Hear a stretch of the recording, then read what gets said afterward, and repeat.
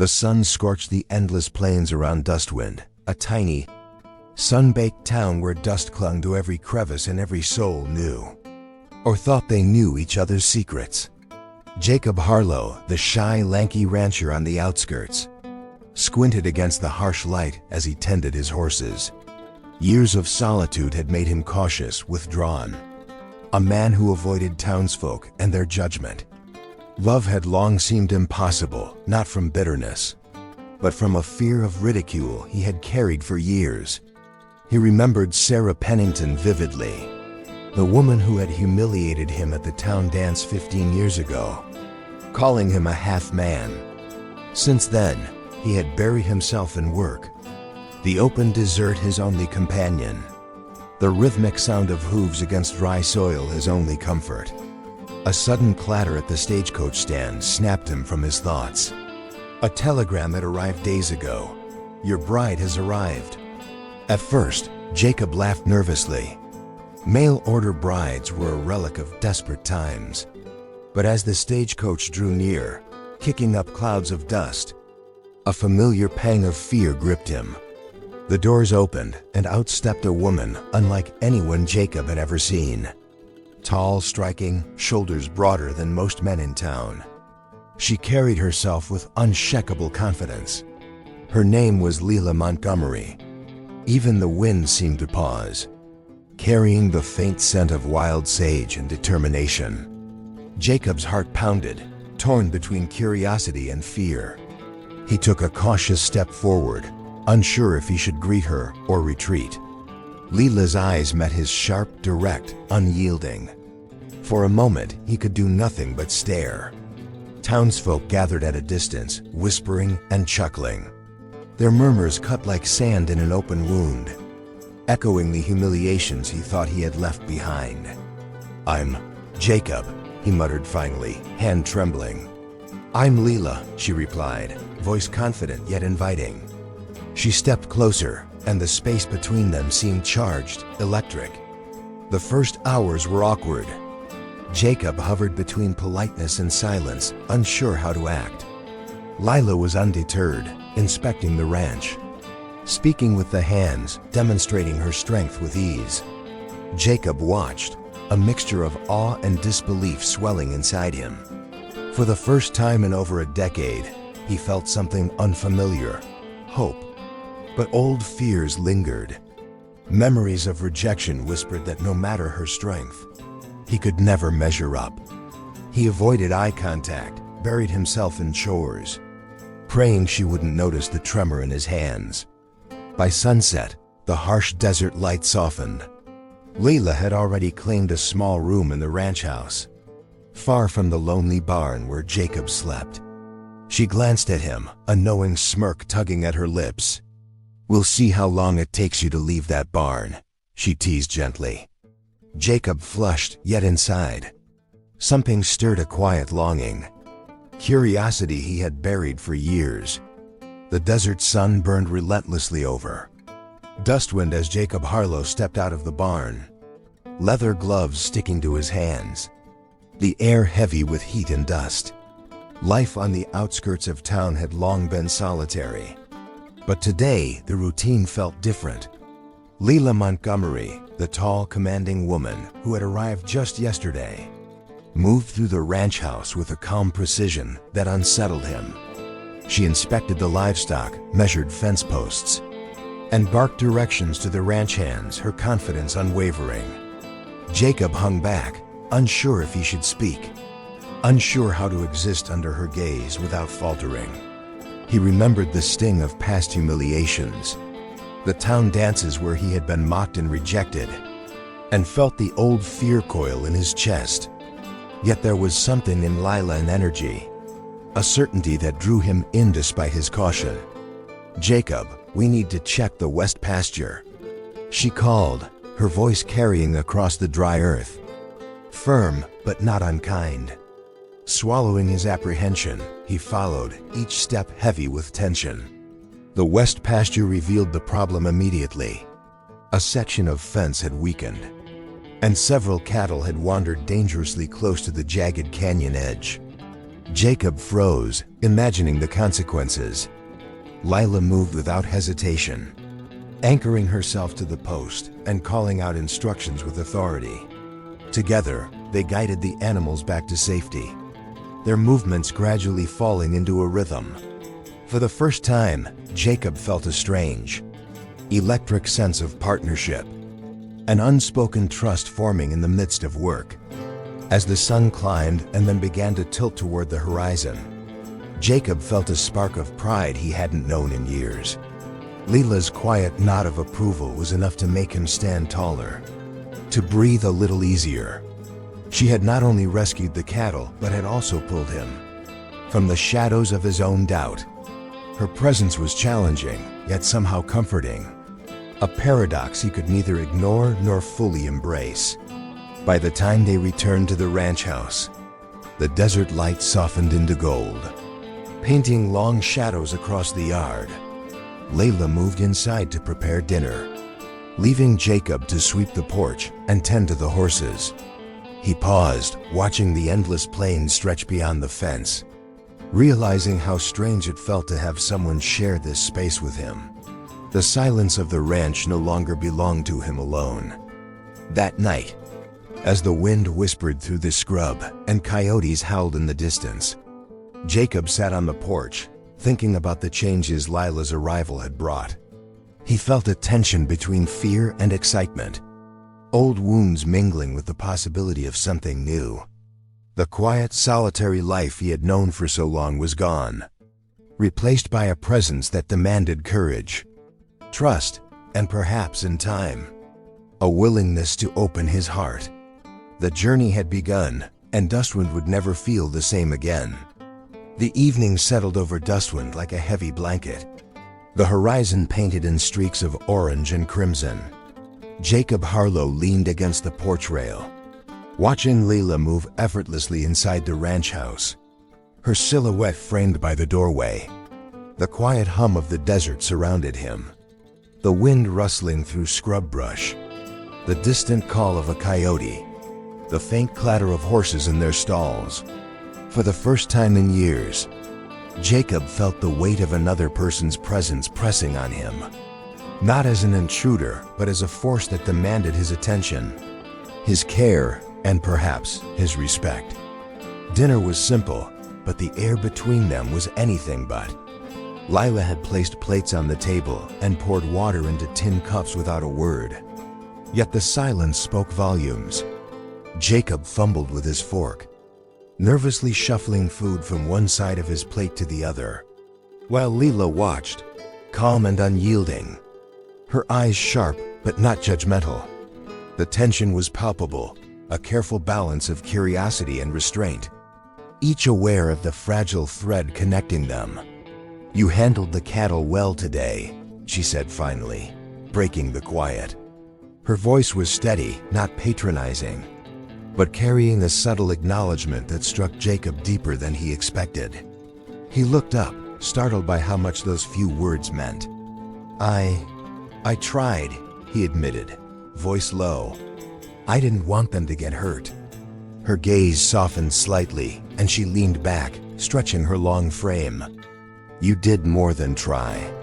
You adapted. You didn't panic. That matters." For a moment, the usual desert heat and dust seemed to fade, leaving a calm clarity. Jacob realized that her attention was not meant to shame him, but to encourage him, to see the man he might become if he let himself. As they ate, Jacob found himself speaking more than he expected. He shared little details about the ranch, his routines, the small joys he had found in isolation. Lila listened intently, occasionally nodding or asking questions, drawing him out without pressing. There was a rhythm forming between them, subtle but undeniable, a silent agreement that they were beginning to work as a team, not just coexisting under the same roof. After dinner, the wind picked up again, carrying the scent of dry earth and distant sage. Jacob stepped outside to check on the horses, and Lila followed, leaning on the porch rail beside him. They stood in silence, watching the stars emerge one by one over the endless plains. For the first time, Jacob felt the sting of loneliness ease slightly, replaced by something fragile and new. The awareness that companionship, though challenging, could be real even for him. As the night deepened, Jacob understood that the arrival of Layla Montgomery had begun to shift the very foundation of his life. The desert around Dustwind remained harsh and unforgiving, but within the walls of the ranch, a subtle warmth had taken root. The sun climbed high over Dustwind, baking the earth and making the horizon shimmer. Jacob Harlow moved slowly across the ranch yard, leather gloves stiff from years of work. Layla Montgomery was already at the barn, inspecting the feed and harnesses with precision. Jacob watched her, a mixture of admiration and unease filling him. She was efficient, commanding, and utterly unbothered by his awkwardness. "Jacob, we need to fix the south corral," she said briskly. He nodded, swallowing his nervousness, and followed. The corral had suffered during the last windstorm. Posts warped, hinges rusted. Jacob's hands trembled with fear of making mistakes under her watchful gaze. As they worked, Lila guided him, correcting his movements without taking over. "Steady," she instructed softly. When he struggled with a stubborn post, her hand steadied his, firm but light. Jacob felt a thrill, a strange sense of partnership, and realized he was learning from her, not merely enduring her presence. A gust of wind caught him off guard, and he stumbled. Leela's hand steadied him instantly. Their eyes met, and in that brief moment, an unspoken understanding passed between them. They continued working through the afternoon, sweat and dust coating their skin, but a rhythm emerged. Their movements began to synchronize, an unspoken teamwork forming in the harsh desert light. By the time the corral was repaired, Jacob felt pride he hadn't known in years. Layla's approving nod spoke volumes. He was capable, competent, and, for the first time, respected. The desert remained harsh and unforgiving, but within the boundaries of the ranch, an unspoken bond had begun to take root, fragile yet undeniable. As the sun dipped low, casting long shadows across the yard, Jacob paused on the porch, breathing in the dry desert air. Leela's presence had shifted his world, teaching him that trust and cooperation could exist beyond solitude. For the first time, he allowed himself to imagine a life where fear and hesitation didn't rule every moment. The journey had begun, and Dustwind would never feel the same again. Night settled over Dustwind, painting the desert in muted shades of gray and amber. Jacob Harlow lingered on the porch, brushing sweat and dust from his hands, while Layla Montgomery moved inside. The ranch house with a quiet efficiency that seemed to fill every corner of the small space. The day's labor had been exhausting, yet Jacob felt an unfamiliar satisfaction, a sense of accomplishment that was foreign and yet comforting. For the first time, he felt capable, competent, and even respected, if only by her. Dinner passed in a calm, deliberate rhythm. Layla placed plates on the table and poured water into tin cups, her movements precise but unhurried. Jacob fumbled with the food, but she didn't criticize him. Instead, she asked about the corral, the cattle, the simple details of his work. Her interest was genuine, yet her presence carried a subtle challenge, a reminder that she expected more from him than mere survival. As he spoke, he noticed how natural it felt to share small pieces of his life, to let someone into the routines he had always kept private. After the meal, the desert wind stirred, and Jacob stepped outside again, Layla following without hesitation. They walked to the edge of the corral, where the long shadows stretched across the cracked earth. Silence fell between them, comfortable yet loaded with unspoken words. Jacob realized that he had begun to depend on her presence, that her guidance and quiet strength had become a framework he could rely on. There was no rush to fill the quiet with chatter. It was enough to stand together, side by side, and feel less alone. "You did well today," Lila said softly, breaking the silence. Her tone wasn't commanding this time. It was observational, almost tender. Jacob felt his chest tighten. A surge of pride mingled with a hesitant warmth. He nodded, unsure how to respond, and realized that he didn't need to explain or justify himself. Her acknowledgement was enough. As darkness settled over the desert, the stars emerging one by one, Jacob felt a fragile sense of peace. The ranch, once a place of solitude and repetition, now carried traces of connection. Lila's presence had introduced a rhythm to his life that he hadn't known. He was missing a balance of challenge and support that made the hard work of survival feel purposeful. When they finally returned to the ranch house, Jacob paused at the doorway, glancing back at the corral bathed in moonlight. He understood that life in Dustwind would never return to its quiet, solitary pattern. There was a new element now, a partnership forged not just in labor, but in the subtle interplay of trust and respect. And though he did not yet fully comprehend the depth of what was unfolding, Jacob felt the stirrings of something profound, the possibility that he could grow, change, and perhaps even allow himself to hope for more than mere survival in this harsh desert world. The desert sun hung low over Dustwind, casting long shadows across the ranch. Jacob Harlow moved among the horses, the heat baking his back, while Lila Montgomery worked in the barn, her tall frame bending and lifting, with a strength that left him both awed and intimidated. Each day with her felt like a lesson in endurance, not just of the land but of himself. She expected effort, precision, and attention, and Jacob realized he was slowly learning to meet those expectations, though the effort left him exhausted in ways he hadn't felt in years. "Jacob, bring the feed here," Lila called, her voice firm and unwavering. He complied, carrying the heavy sack across the sun-baked yard. Her eyes tracked him, assessing each movement, correcting a posture here, adjusting a grip there. He flinched slightly under her gaze, remembering the ridicule of past townsfolk. Yet at the same time he felt a strange pride. For the first time, someone's guidance was not meant to shame him, it was meant to strengthen him.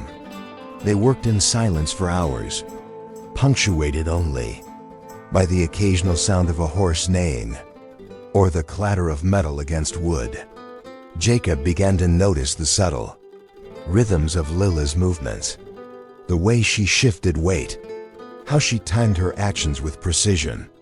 It was unlike anything he had ever experienced. He began to anticipate her directions, responding almost instinctively, a sense of harmony forming between them despite the lingering tension. During a brief pause, Layli leaned against the barn doorway, wiping sweat from her brow. "You're improving," she said, almost casually. Jacob felt his chest tighten at the acknowledgement. It wasn't just praise. It was recognition of effort, of persistence, of a man finally rising to meet a challenge. By late afternoon, the sun had begun its descent, painting the desert sky in streaks of orange and red. Jacob and Lila paused to survey the day's work. The horses were tended, the fences repaired, the barn organized. The physical labor had worn them both, but it had also forged an unspoken bond, a tentative connection built on shared effort, sweat, and endurance. As they walked back to the ranch house, Jacob felt a strange mix of exhaustion and satisfaction. Lila's presence no longer felt intrusive. It felt essential. She was not just a companion but a partner in the truest sense, challenging him while allowing him to grow. And though the desert around them remained harsh and unforgiving, within the walls of the ranch, a small but undeniable warmth had begun to take hold. That evening, as the first stars appeared over Dustwind, Jacob realized that the quiet struggles of the day had brought them closer. The desert could remain merciless, but in their shared efforts, a fragile trust and perhaps even friendship was beginning to form. For the first time in years, he did not feel entirely alone. Night fell over Dustwind, and the desert cooled, leaving a sharp, clean scent in the air. Jacob Harlow stepped onto the porch, brushing dust and sweat from his hands, while Leela Montgomery moved inside the ranch house with her usual efficiency. The day's labor had left them both exhausted, but there was an unmistakable satisfaction lingering in the air, recognition of shared effort and hard-earned accomplishment. Dinner was quiet, the clinking of tin cups against plates filling the pauses between them. Jacob found himself talking more freely than he had in years, recounting small stories about the ranch, the daily routines, and even minor memories from his solitary past. Lila listened, her gaze attentive but not intrusive, her presence grounding him in a way he was only beginning to understand. There was a rhythm to the conversation, a subtle exchange that required no grand gestures, just honesty and willingness to engage. After the meal, the two of them stepped outside, moving toward the corral under the fading light. The wind rustled through the desert scrub, carrying the scent of dry earth and distant sage. They worked together briefly, adjusting water troughs and securing the gates for the night. Jacob noticed how naturally their movements began to complement each other, a silent coordination born from repeated shared effort. For the first time, he sensed that he wasn't merely surviving alongside Leela. He was learning to function with her as an equal, each of them shaping the rhythm of the other's day. Standing at the edge of the corral, Jacob glanced over the desert stretching beyond the ranch. Leela's silhouette was tall against the fading sunset, strong and confident. He realized that her presence was changing him, not just in how he worked, but in how he saw himself. Where there had once been fear, hesitation, and doubt, there was now awareness, a growing confidence that he could meet challenges and perhaps even embrace them. As the first stars appeared overhead, Jacob felt the quiet shift inside him. The ranch no longer felt like a place of isolation. It had become a space of learning, connection, and fragile trust. Lila had shown him that partnership required patience and resilience, and that the bonds formed through shared struggle could be more powerful than any comfort found in solitude. Returning to the porch, Jacob and Lila paused, standing side by side in silence. The desert night stretched endlessly before them, but inside the ranch, warmth and understanding had begun to take root. Jacob realized that Dustwind's harshness could not touch this growing connection. For the first time in many years, he felt a spark of hope, not for easy days, not for comfort, but for something far more enduring. A life shaped by trust, effort, and the subtle strength found in companionship. The sun rose slowly over Dustwind, burning away the chill of early morning and casting a golden glow over the endless plains. Jacob Harlow moved through the ranch yard, the familiar rhythm of chores grounding him. Yet today, there was a subtle tension in the air.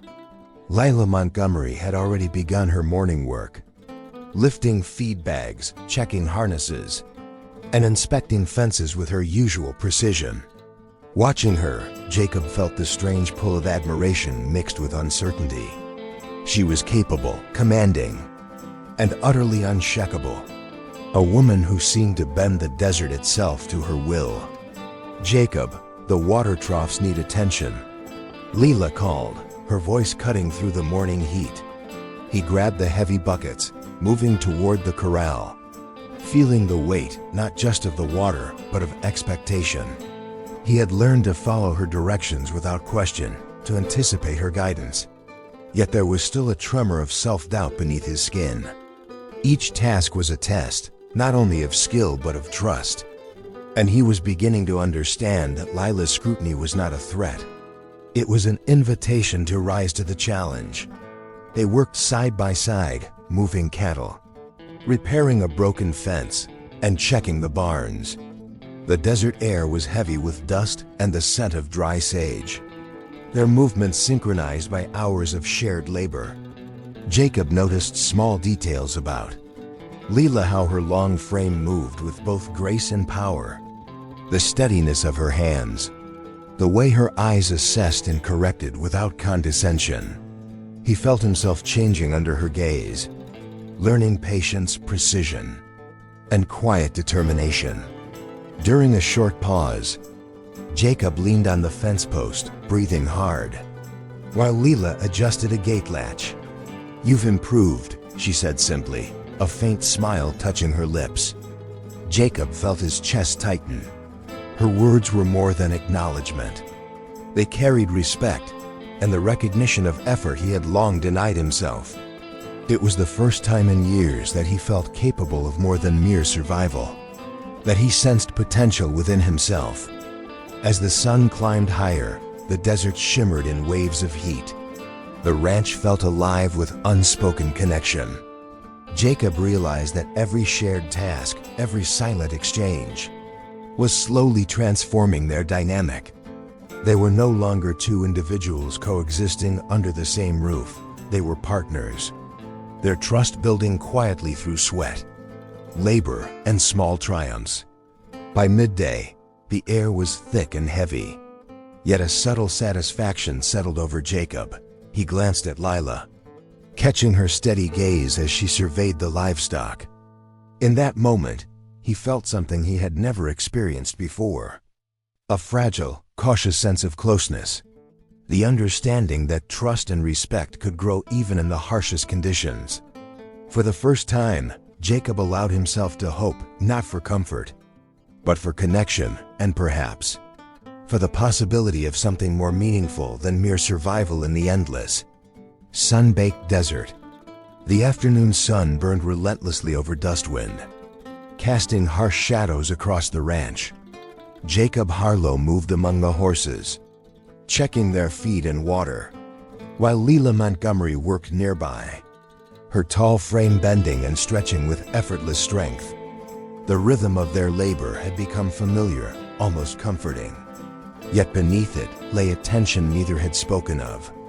Words were scarce, but glances, gestures, and the small synchrony of movement carried meaning. Leela paused to adjust a gate, her hands steady and confident. Jacob approached, instinctively reaching to help. Their fingers brushed, a fleeting contact that sent an unexpected warmth through him. He froze, heart pounding, realizing how much her presence affected him. It was not just respect or admiration, something deeper, unspoken, was beginning to take root. They continued their tasks, repairing a section of fencing damaged by wind and sun. Jacob found himself working with a focus he had never known, driven by the desire to meet her standards, to earn even the slightest approval. Leela observed quietly, offering guidance only when necessary, her eyes sharp yet not judgmental. Each correction, each word of acknowledgement, strengthened him, reshaping the quiet, hesitant man he had once been. During a brief pause, they sat on the porch rail, watching the sun dip low over the endless desert. The wind whispered across the plains, carrying the scent of dry earth and sage. Jacob glanced at Leela, noticing the way her eyes reflected the fading light, strong yet gentle. For a moment, words were unnecessary. They were two figures in the vast desert, bound by shared labor, trust, and the subtle beginnings of understanding. "I never expected this," Jacob admitted quietly, voice low, almost lost in the desert wind. Leela tilted her head, a small smile tugging at her lips. "Life out here teaches lessons in ways you don't anticipate," she replied.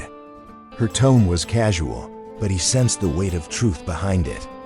The last light of day faded, leaving the ranch bathed in silver moonlight. Jacob felt a strange sense of peace, mingled with anticipation.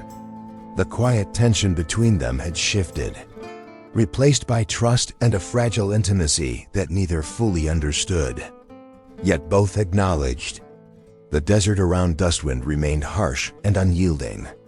But within the boundaries of the ranch, a connection was forming, a bond rooted in effort, shared struggle, and the slow, deliberate recognition of each other's strength. As night settled completely, Jacob realized that the partnership he and Layla had begun to forge was more than work or survival. It was a quiet promise of understanding, patience, and the possibility of companionship in a world that had always felt empty. For the first time, he allowed himself to imagine a life that could include more than solitude. An existence shaped not just by the harsh desert, but by trust, effort, and the growing bond between them. The morning sun rose over Dustwind, casting a pale gold across the endless desert. Jacob Harlow stepped into the yard, the familiar scent of dry earth and sage filling his lungs.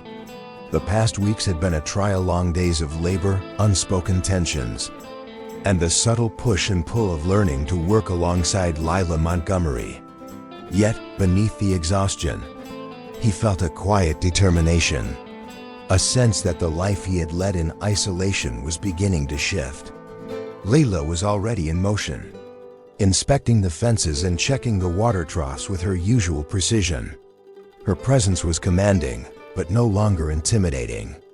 Jacob had begun to adapt to her rhythm, understanding the silent cues and learning to anticipate her directions. He carried feed bags with steadier hands now, moved with more confidence, and even found moments to speak, offering suggestions or commenting on the livestock.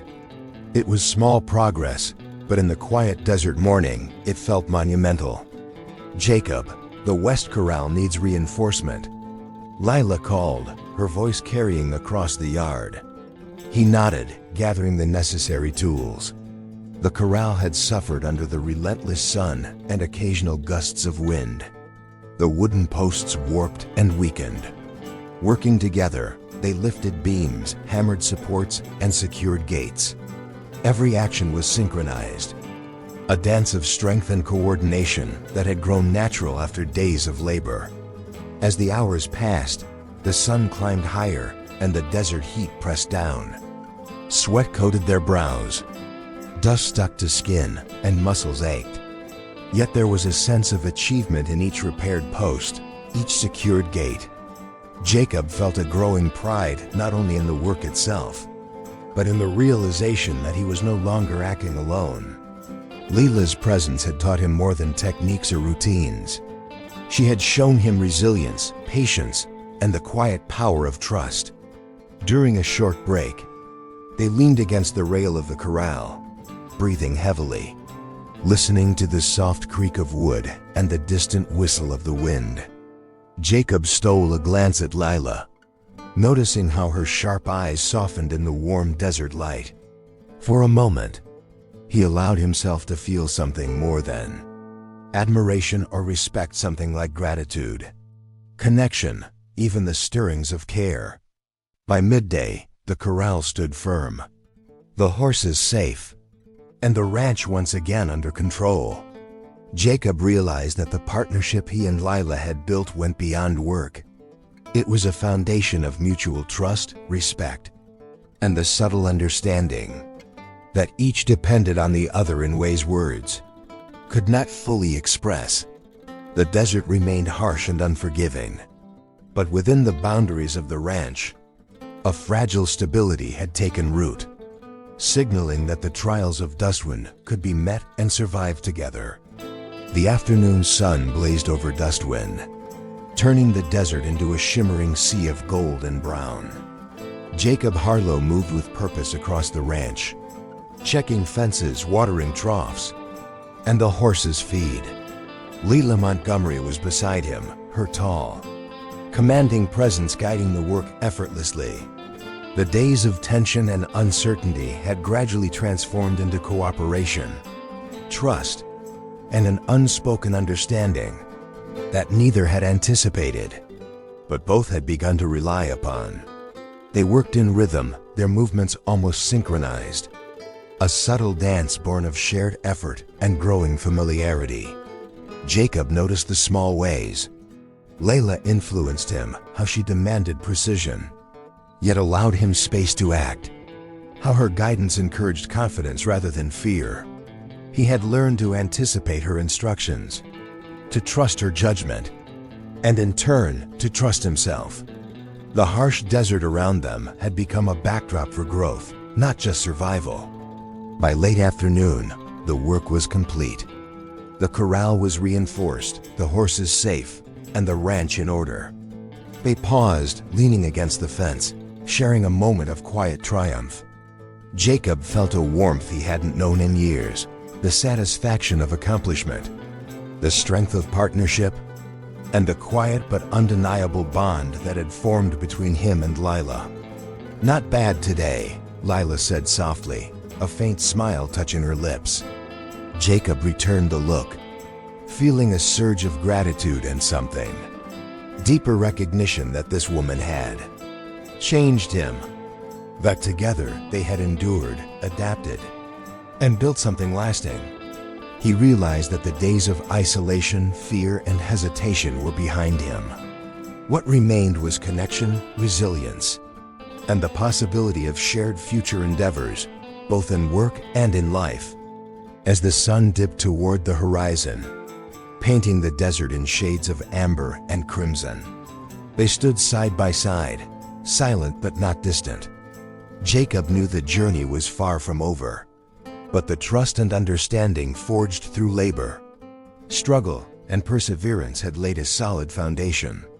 For the first time in years, he felt hope not fleeting, not fragile, but steady, growing, and rooted in the reality of companionship. Night fell over Dustwind, and the desert stars emerged, endless and bright. Jacob looked at Leela, standing tall and strong beside him, and felt a sense of affirmation unlike any he had ever experienced. The ranch was no longer just a place of survival.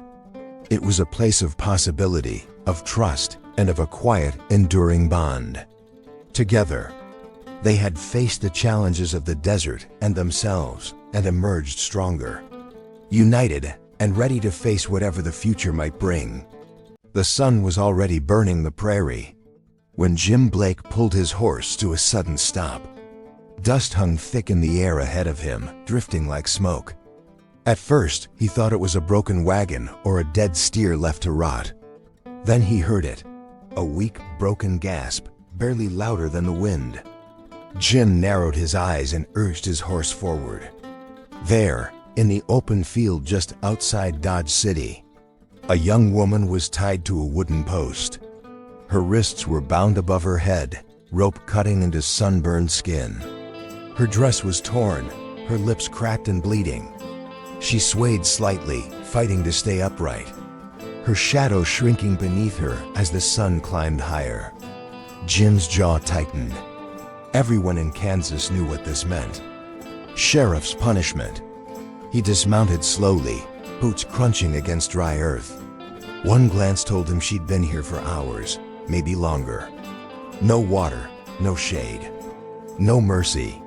"Hey," Jim said carefully, his voice low but firm. "Can you hear me?" Her head lifted with effort. One eye was swollen shut, but the other locked onto his with sudden fear. "Please," she whispered. "Don't leave." Jim felt something twist hard in his chest. He looked around. No deputies, no witnesses, just open land and silence. The kind of silence that kept men alive when they minded their own business. He knew the law here.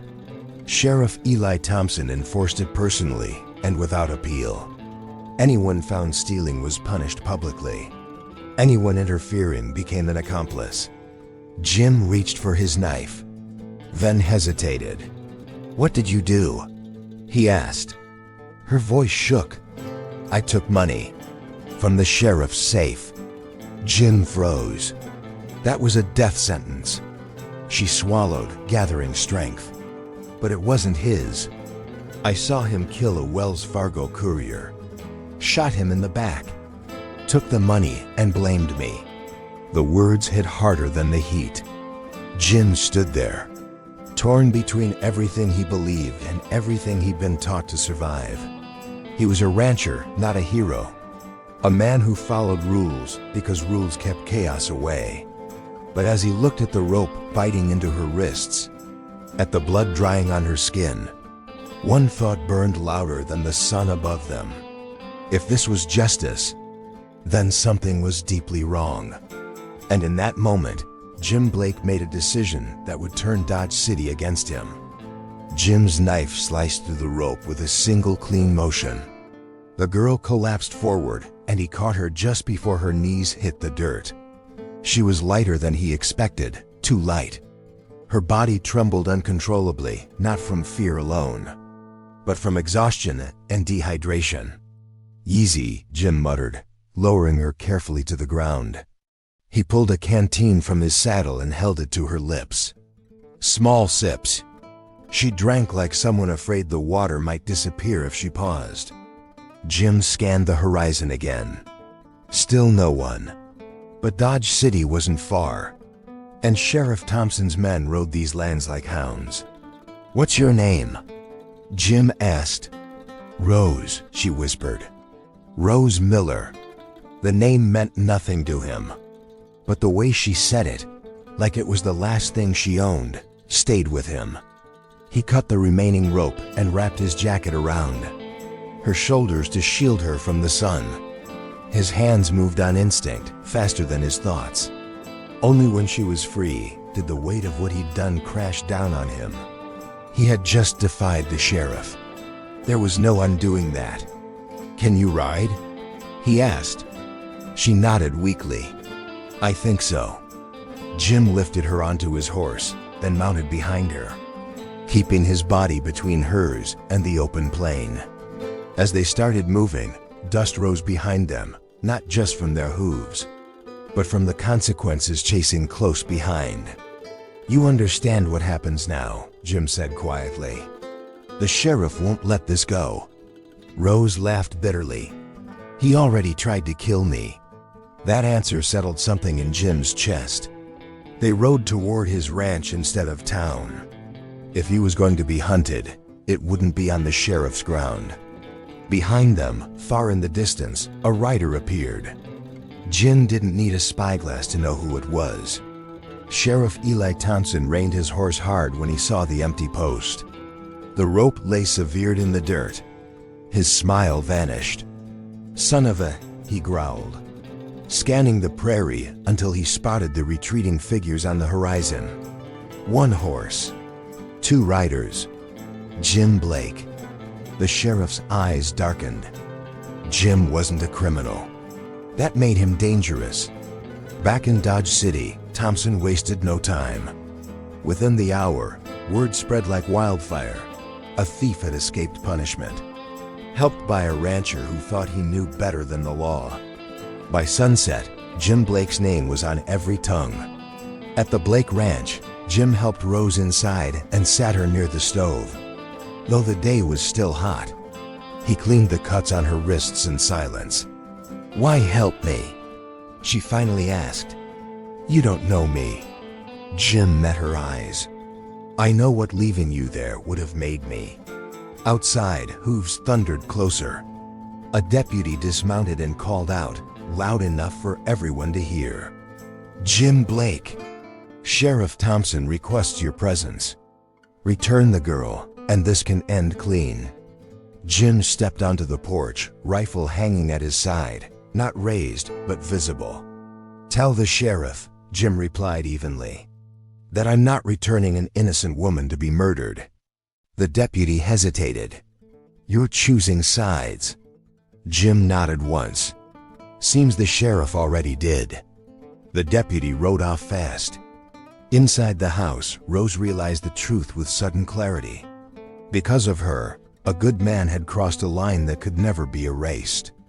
And Dodge City was about to make him pay for it. By morning, Dodge City had chosen its side. Jim Blake's name moved through the streets faster than the dust. In the saloon, men lowered their voices when it was spoken.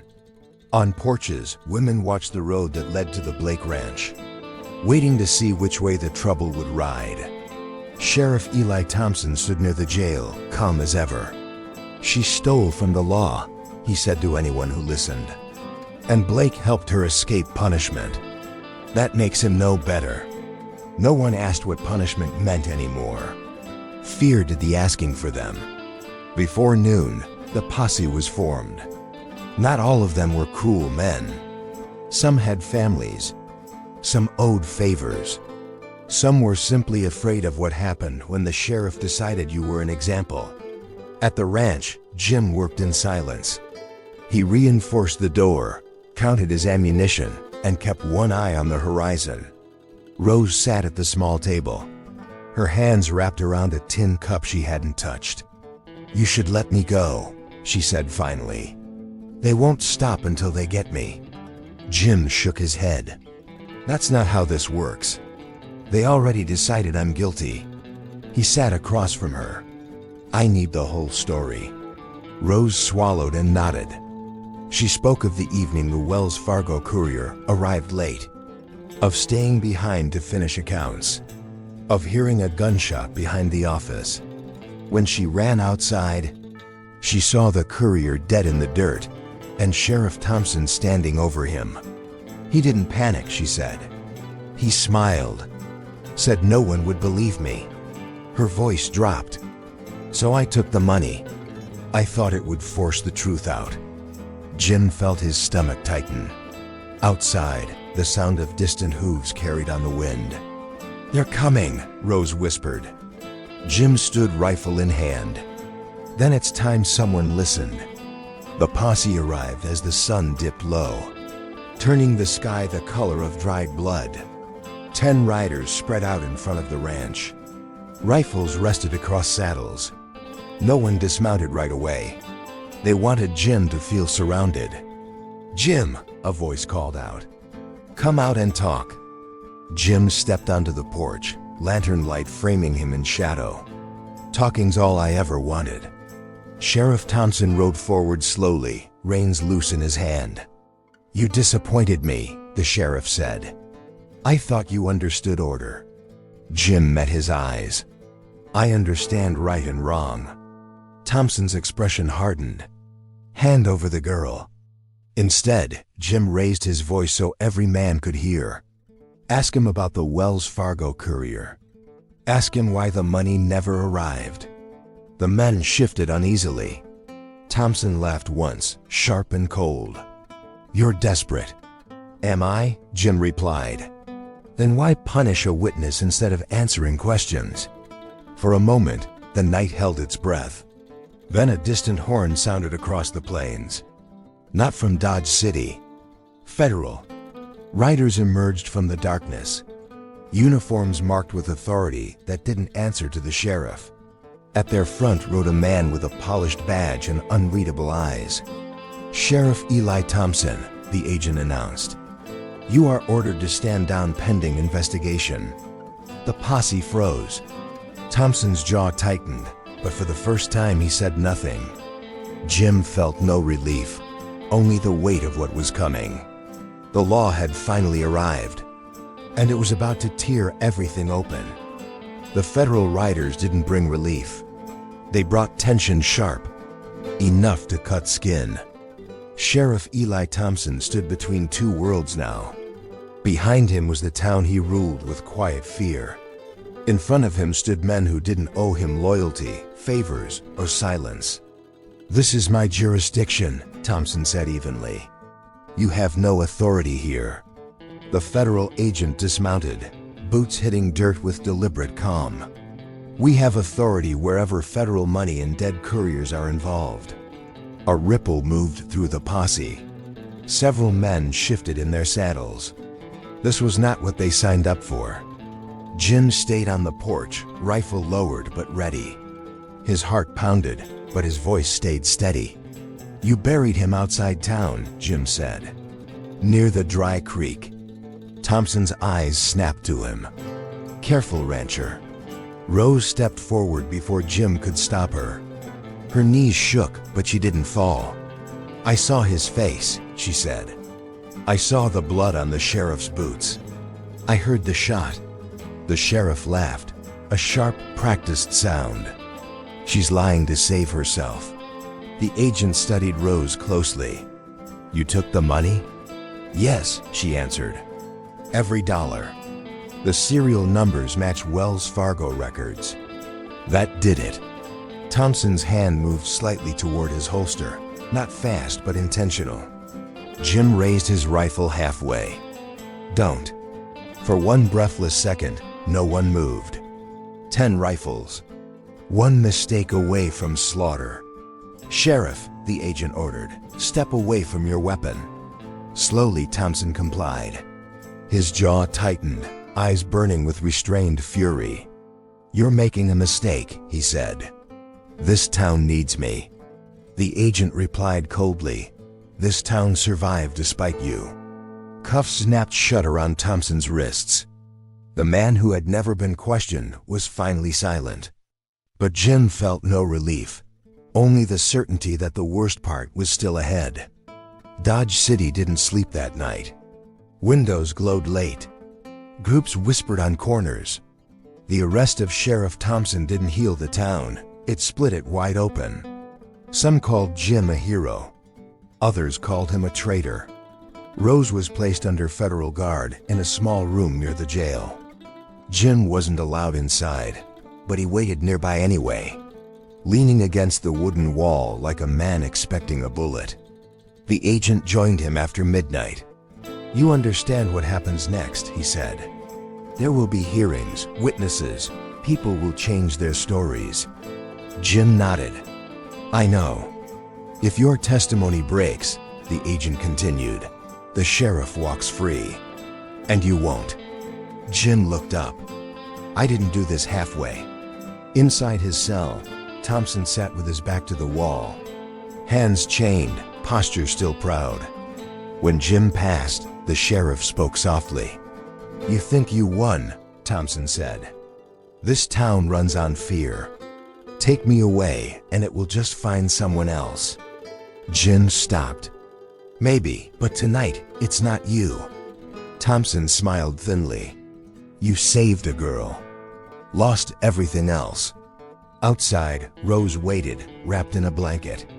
When she saw Jim, her eyes filled with tears. I never wanted this, she said. Jim nodded. Neither did I. But you still stayed, she whispered. Jim looked at the town, at the place where obedience had once been mistaken for peace. Someone had to, he said. Above them, the night felt heavy, charged with unfinished justice. The truth was finally exposed. Now it would demand a price. The days after the arrest were harder than the night itself. With Sheriff Thompson behind bars, Dodge City should have breathed easier. Instead, the town grew tense, like a rope pulled too tight. People avoided eye contact. Conversations stopped when Jim entered a room. The truth was no longer a rumor, it was a threat. The federal investigation moved slowly, deliberately. Witnesses were called. Records were examined. And with every step forward, resistance grew stronger. Rose felt it first. A woman she once worked beside crossed the street to avoid her. A shopkeeper refused to serve her without explanation. Even under federal watch, Rose sensed the shift. The town had decided she was dangerous. They're trying to erase me, she told Jim one evening. Jim nodded. They're trying to make you doubt yourself. That night, a note was slipped under Rose's door. Recant or disappear. No signature. Jim crushed the paper in his fist. This is how they win, he said. Not with bullets. With fear. The next morning, a witness changed his statement. Claimed he never saw the courier arrive. Another suddenly remembered being out of town that night. The truth began to bend under pressure. The federal agent confronted Jim. People are scared. They're loyal to the badge, not the man. Jim replied quietly, then they were never loyal to the law. By sunset, news spread that Wells Fargo was sending representatives.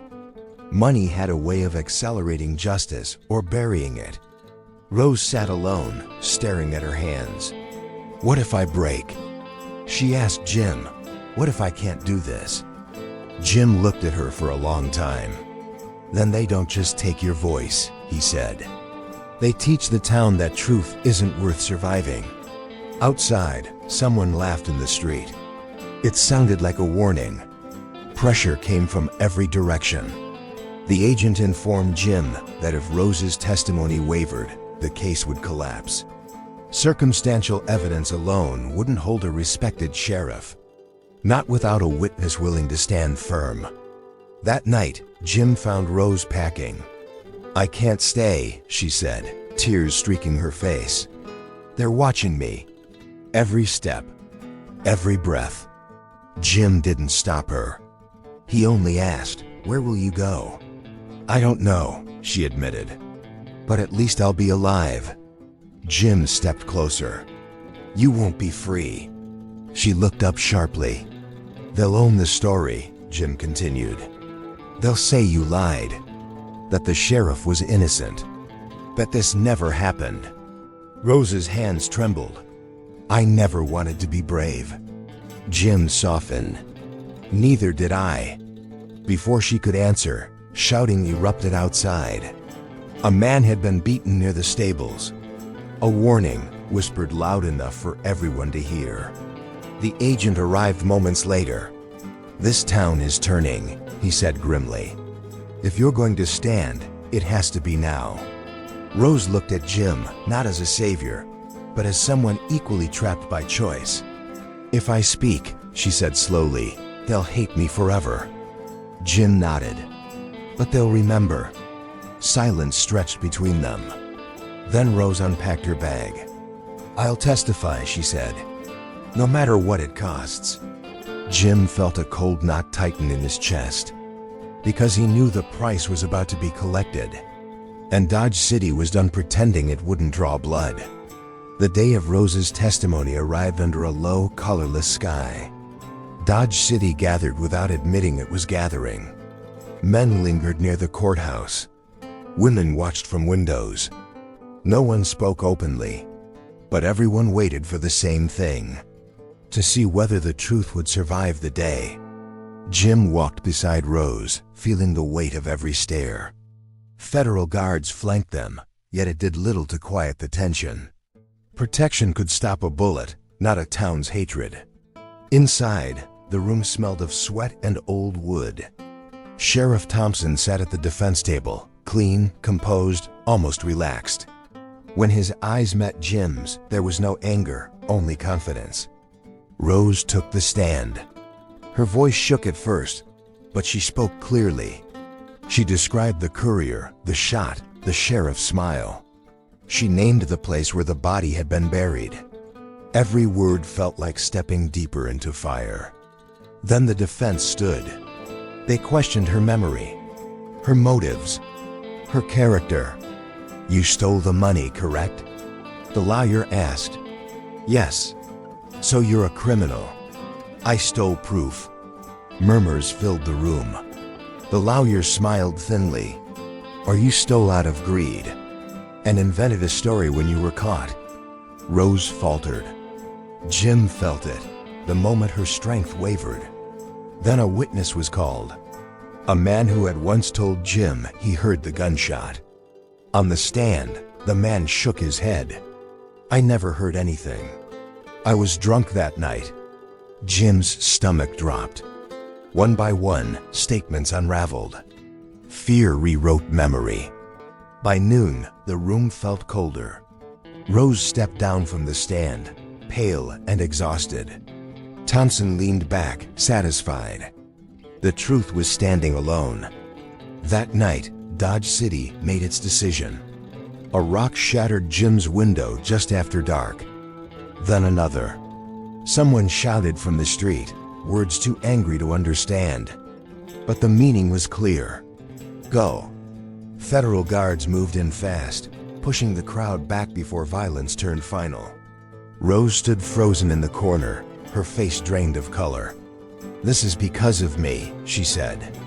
I'm tearing your life apart." Jim looked at the broken glass, at the home he had built piece by piece. "No," he replied quietly. "This is because they don't want to change." Later, the agent pulled Jim aside. "The case is slipping," he admitted. Without more, Thompson walks. Jim stared at the dirt. "There has to be something." "There is," the agent said. "But it's risky." He explained quietly. The burial site had never been officially confirmed. If they exhumed the body and matched the bullet to Thompson's gun, the case could be saved. But the sheriff's supporters would see it as desecration, provocation. "And if we don't?" Jim asked. "Then the town forgets," the agent answered. That night, Rose packed again. "I can't watch you lose everything," she said. "If I leave now, maybe the town calms down." Jim shook his head. "They'll just learn that pressure works." Rose's voice broke. "I'm so tired." Jim felt the same exhaustion in his bones. For the first time, doubt crept in, not about what was right, but about whether it was survivable. Outside, the town settled into an uneasy quiet, the kind that comes before something breaks. And Jim realized they were running out of time. Either the truth would surface completely, or it would be buried forever. The court recessed under a cloud of uncertainty. No verdict, no closure, just delay, the kind that slowly suffocates hope. By morning, Dodge City had already rewritten the story. In the saloon, men said the girl was unstable. On the streets, whispers claimed the rancher wanted attention. The truth didn't disappear. It was pushed into corners until it no longer mattered. Sheriff Thompson walked the courthouse halls unshackled, a free man awaiting final judgment. He tipped his hat to passers-by, calm and polite, the picture of restored authority. When Jim saw him laugh with a group of townsmen, something inside him cracked. The agent met Jim later that day, his voice low. "Without physical evidence, we can't hold him much longer." Jim nodded slowly. He had expected this. Still, it hurt. Rose stayed inside, curtains drawn. She barely spoke. When Jim entered, she didn't look up. "They won," she said flatly. Jim wanted to argue, wanted to promise things he wasn't sure he could deliver. Instead, he sat across from her in silence. "I keep replaying it," Rose continued. "Every word, every pause. If I had spoken better, stronger." Jim shook his head. This wasn't about truth. It was about comfort. That evening, the federal guards were reduced. Temporary, they said. That night, footsteps circled the house. Jim didn't sleep. Just before dawn, Rose stood in the doorway with her bag. "I'm leaving," she said, "before someone decides to finish this." Jim closed his eyes. This was the moment he had feared. Jim rode with Rose as far as the old crossroads. The sky was pale, empty, indifferent. She stopped her horse and looked back once, at the town that had taken everything from her. "I thought telling the truth would set me free," she said. Jim answered softly, "Sometimes it just shows you who you are." She reached into her coat and hesitated. "There's something I never told anyone." Jim looked at her. "When I took the money," she said, "I also took his ledger. Wells Fargo's internal book. I hid it near the burial site." Jim's heart jumped. "Why didn't you say something?" "Because I was scared," she admitted. "And because if they found it on me, I'd be dead." Jim realized what this meant. The evidence had existed all along. Rose pressed a small piece of paper into his hand, a rough map, drawn from memory. "If you go there," she said, "you'll be alone." Jim nodded. "I've been alone since I cut that rope." They stood there for a long moment, neither wanting to be the first to turn away. "Whatever happens," Rose said, "thank you for seeing me." Then she rode east. Jim watched until she disappeared into the dust. He unfolded the map. For the first time in days, purpose returned.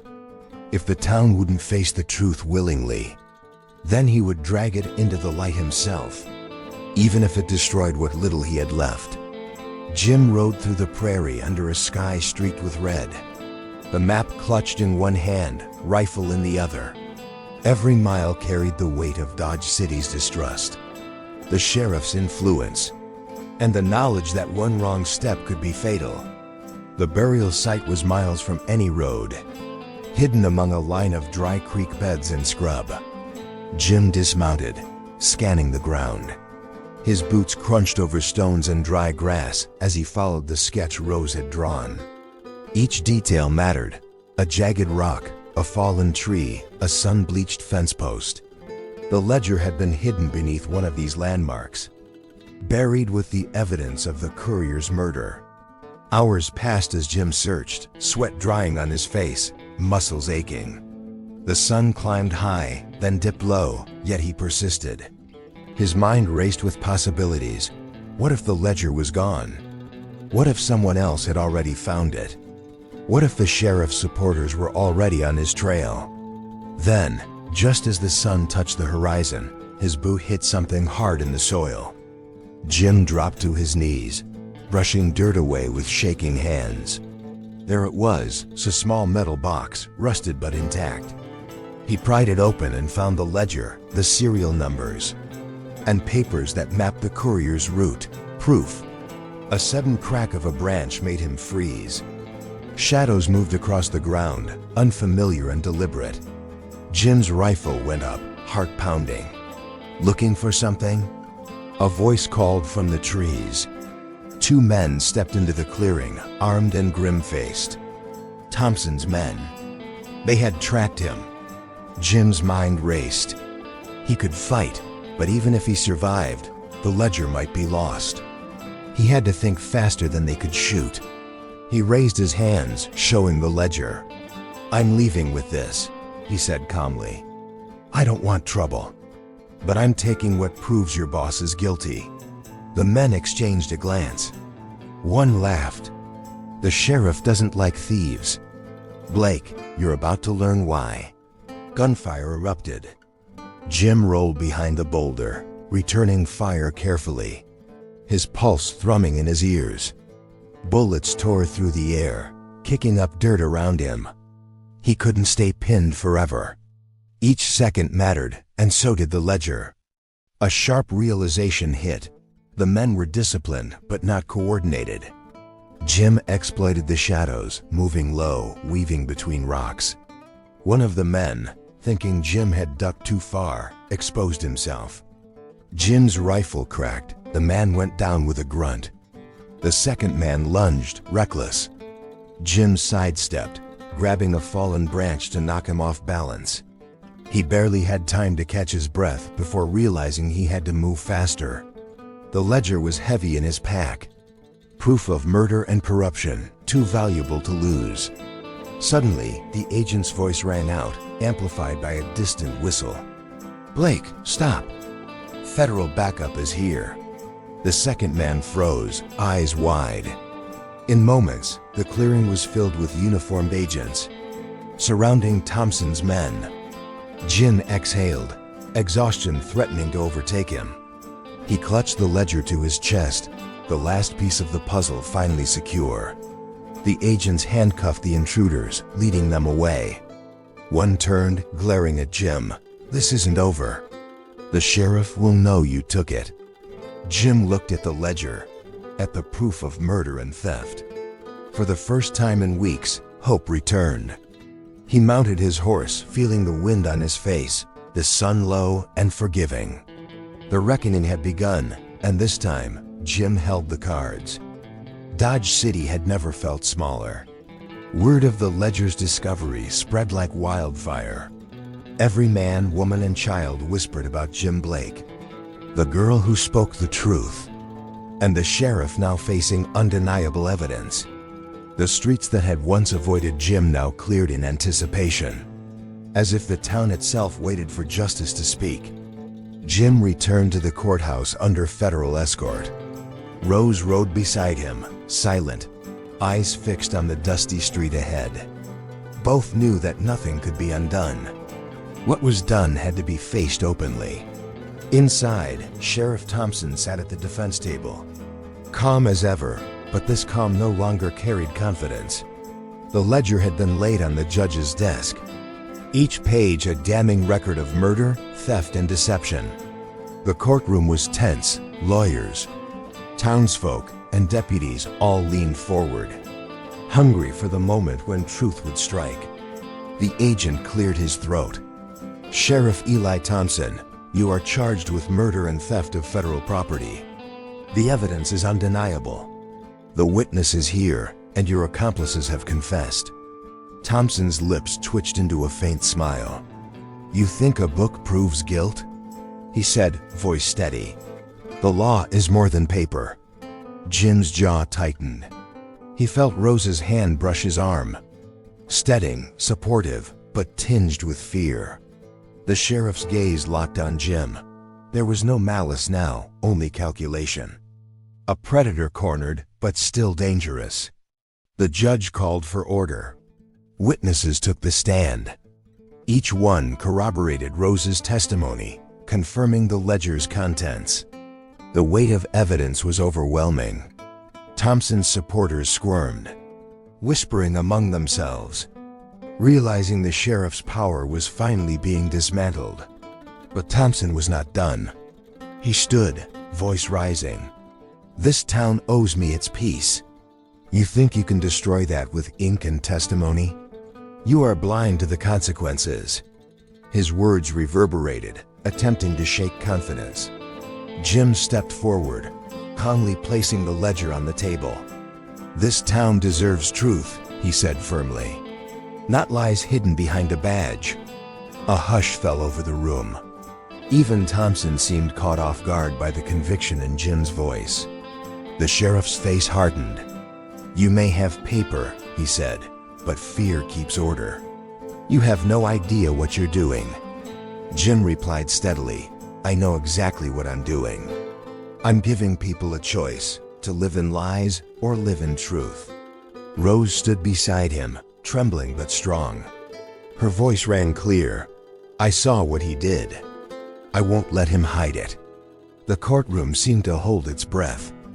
Deputies, townspeople, lawyers, everyone realized that the moment of reckoning had arrived. Thompson's men shifted uneasily. Their loyalty wavered, uncertain if their master could still command fear against the weight of truth. One by one, eyes turned to the ledger, to Rose, to Jim, and finally to the law itself. The judge's gavel struck sharply. "This court finds the evidence compelling. Sheriff Eli Thompson is to be held accountable pending trial under federal law."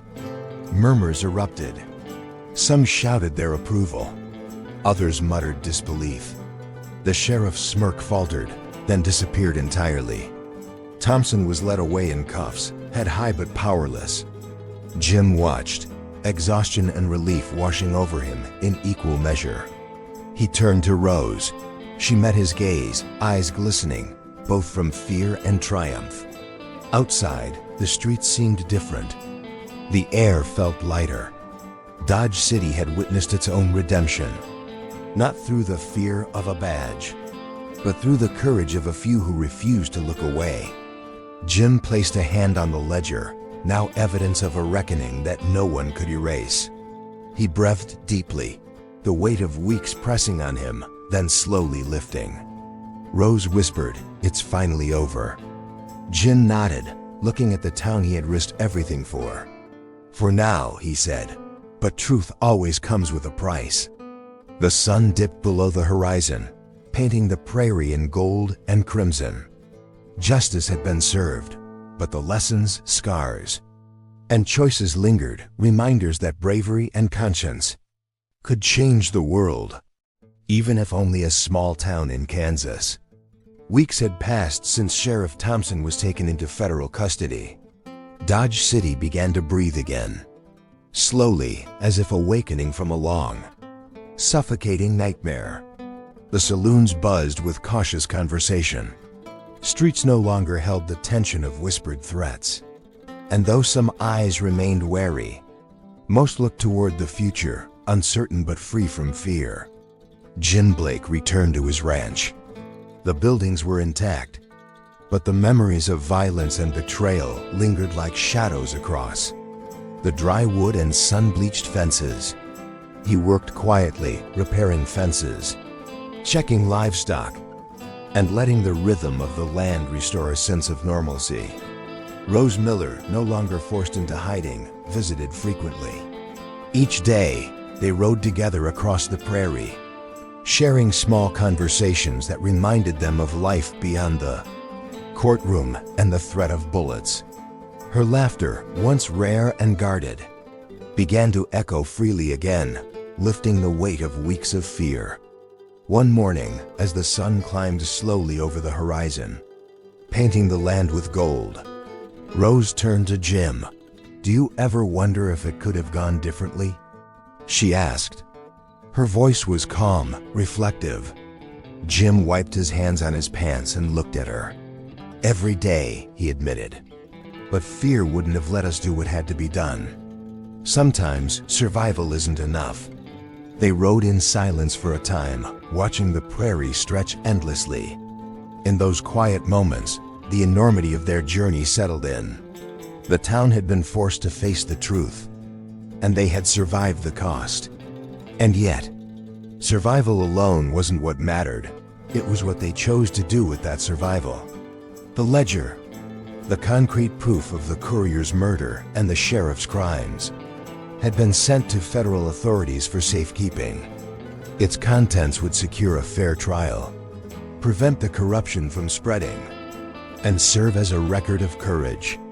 Jim understood the significance. He had risked everything to ensure that paper, that truth, had meaning. At dusk, they returned to the ranch, the wind carrying the scent of grass and distant fires. Jim set down his rifle, looking at the horizon.